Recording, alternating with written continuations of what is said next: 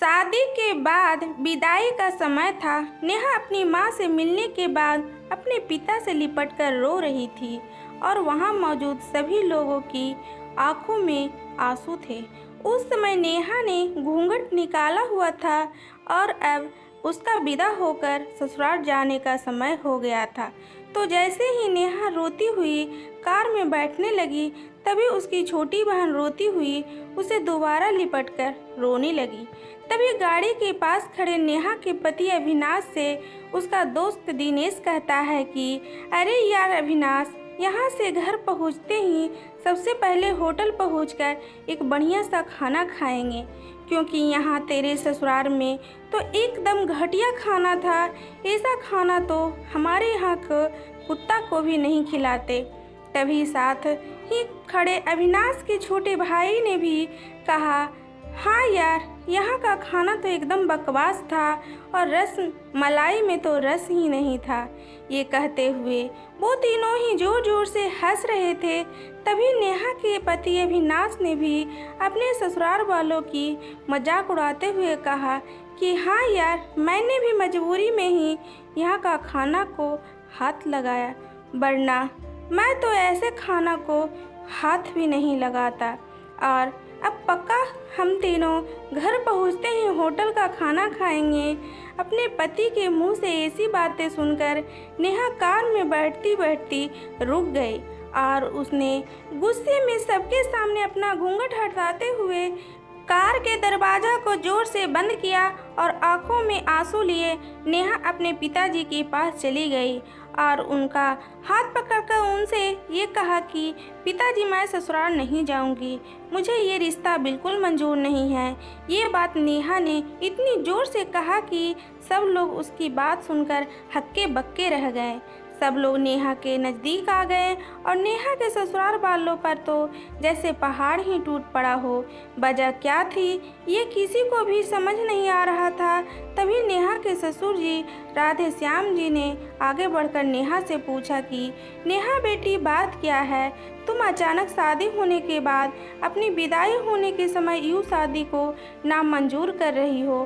तभी नेहा कुछ देर चुप रहने के बाद अपनी आंखों में आंसू लिए अपने ससुर से बोली कि बाबूजी, आपको पता है मेरे पिताजी ने अपने सभी सपनों को मारकर हम सभी बहनों को पढ़ाया लिखाया और काबिल बनाया, और आप जानते हैं कि एक बाप के लिए उसकी बेटी क्या मायने रखती है। वैसे आप और आपका बेटा कभी नहीं जान सकते, क्योंकि बाबूजी, आपके घर में तो कोई बेटी है ही नहीं।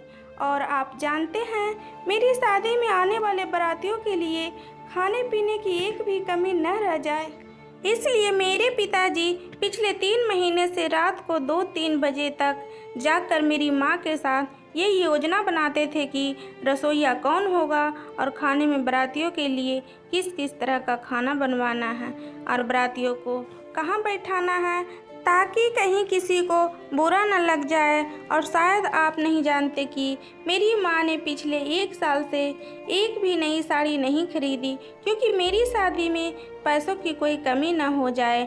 और आज भी मेरी शादी में भी मेरी माँ मेरी बड़ी बहन की साड़ी पहनकर खड़ी है। और ये तो कुछ भी नहीं, मेरे पिताजी भी 250 रुपये की इस शर्ट के नीचे कई छेद वाली बनियान पहनकर खड़े हैं, और ये सब सिर्फ इसलिए ताकि मेरी शादी में कोई कमी न रह जाए। लेकिन इतनी मेहनत करने के बावजूद भी आज इस शादी में आपके बेटे को रोटियां ठंडी लगी, उसके दोस्त को पनीर बकवास लगा और मेरे दीवर जी को रसमलाई में तो रस ही नहीं मिला। और मेरे पति अविनाश जी तो कह रहे थे कि वो तो ऐसे खाने को हाथ भी नहीं लगाते, बस उन्होंने तो मजबूरी में ही ये खाना खा लिया।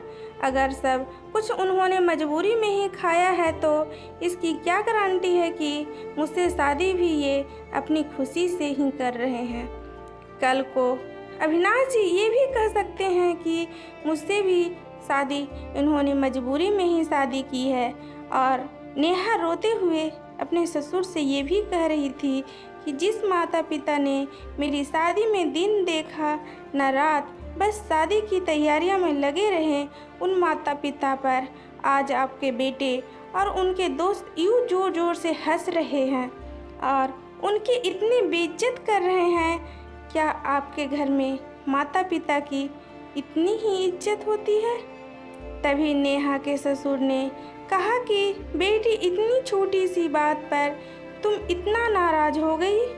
तो नेहा ने अपने ससुर की बात को काटते हुए कहा कि बाबूजी, ये छोटी सी बात नहीं है। अगर शादी के बाद मैं भी आपकी इज्जत ना करूं तो आपको कैसा लगेगा? ये सुनते ही नेहा के ससुर ने शर्म के मारे अपनी आंखें नीचे कर ली।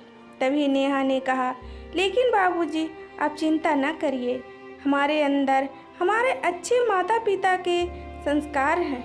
किसी को बेइज्जती करने, ये सब हमारे माता पिता ने हमें कभी नहीं सिखाया है।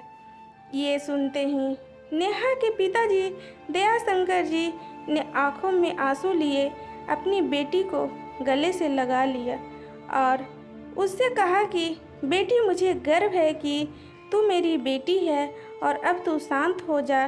बेटी, तुझे मेरी कसम, तू इन्हें माफ़ कर दे और खुशी खुशी अपने ससुराल चली जा। तभी नेहा के पति अविनाश भी नेहा के पिताजी से हाथ जोड़कर माफ़ी मांगता है और ये कहता है कि बाबूजी, मुझे माफ़ कर दो, सारी गलती मेरी ही है। लेकिन आज आपकी बेटी ने मुझे एक पिता की इज्जत करना सिखा दिया और आज के बाद मैं हर किसी के माता पिता को हमेशा इज्जत करूंगा।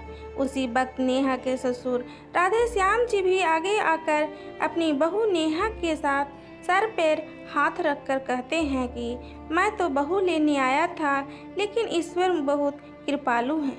उसने मुझे बहू के रूप में एक बेटी दे दी और वो भी इतने अच्छे संस्कार वाली, जो कि माता पिता का भी इतना सम्मान करती है।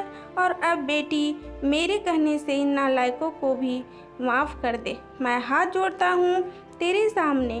तभी नेहा अपने ससुर जी के दोनों हाथ पकड़ लेती है और कहती है कि नहीं बाबूजी, आप मेरे पिता के समान हैं, कृपया आप मेरे सामने हाथ मत जोड़िए।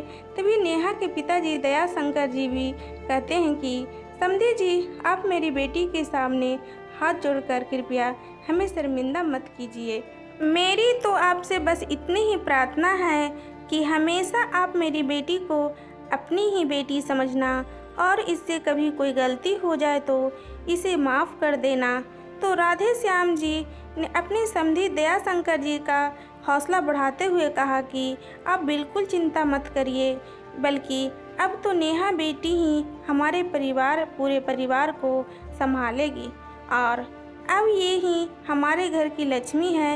ये सुनकर नेहा के पिताजी बहुत खुश हो जाते हैं और अपनी बेटी को खुशी खुशी विदा कर देते हैं और नेहा अब राजी खुशी अपने ससुराल रवाना हो गई थी और अपने पीछे छोड़ गई थी आंसुओं से भींगी हुई अपनी माँ की और पिताजी की आंखें और अपने पिता का वह आंगन, जिस आंगन में कल तक वह खूब हंसती खेलती थी, आज से इस आंगन की चिड़िया उड़ गई थी किसी दूर प्रदेश में।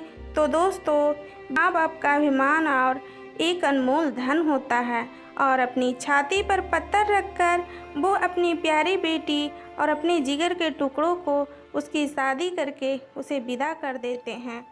इसलिए एक बाप अपनी बेटी की शादी करके वैसे ही उसे दूर हो जाता है और हमें उसका अपमान करके उन्हें और दुखी कभी भी नहीं करना चाहिए।